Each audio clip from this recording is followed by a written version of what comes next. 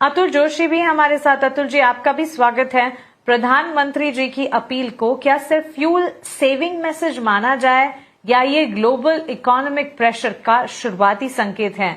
इस पूरे के पूरे स्टेटमेंट और इस वक्त जो फिलहाल कुछ चल रहा है अक्रॉस द ग्लोब और उसका इवेंचुअल इम्पैक्ट भारत पर आ रहा है, उस पर आपकी टिप्पणी क्या होंगी? देखिए, जब युद्ध शुरू था मार्च महीने तक, तब तक हॉर्मुज में हम अपना जो भी सप्लाई थे वो मेंटेन कर पा रहे थे।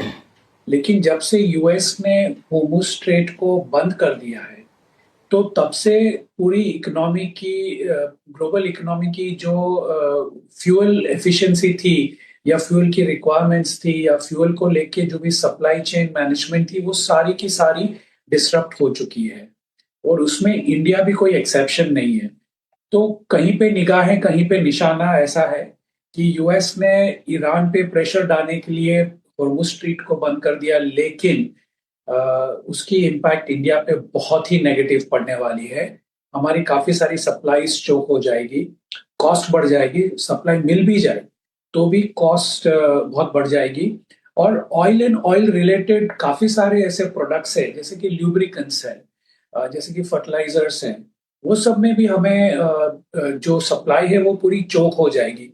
तो ये एक प्रोएक्टिव स्टेप माना जाएगा कि अगर आपके पास सप्लाई आने में कुछ गड़बड़ होने वाली है, सप्लाई कम आने वाली है या सप्लाई कॉस्टली आने वाली है, किसी भी तरीके से सप्लाई साइड कुछ भी प्रॉब्लम हो, तो उसको मैनेज करने के लिए हम डिमांड को अगर मैनेज कर ले तो इतना डिसरप्शन कम होगा, उतना हमारी इफेक्ट फिस्कल के ऊपर कम पड़ेगी, उतनी हमारी इफेक्ट करंट अकाउंट डेफिसिट के ऊपर कम पड़ेगी।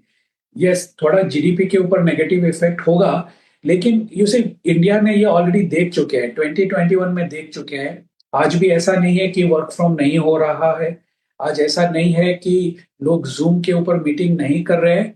काफी सारा बदलाव एज अ लाइफस्टाइल हो चुका है। तो ये एक इंक्रीमेंटल स्टेप है जो मैं डिसरप्टिव नहीं मानता हूँ। ये हम एक्सेप्ट कर लेंगे, हमारे चलते चलते इंडिया में ऐसी कोई बड़ी बात नहीं है कि बहुत बड़ा डिसरप्शन इसकी वजह से हो जाएगा। लेकिन हाँ, जीडीपी के ऊपर इसकी थोड़ी नेगेटिव इफेक्ट रहेगी।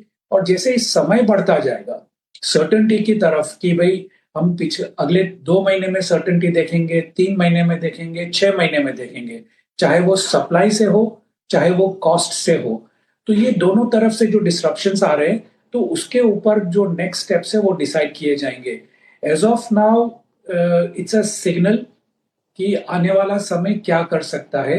ये सिर्फ रिकमेंडेटरी है और कंपल्सरी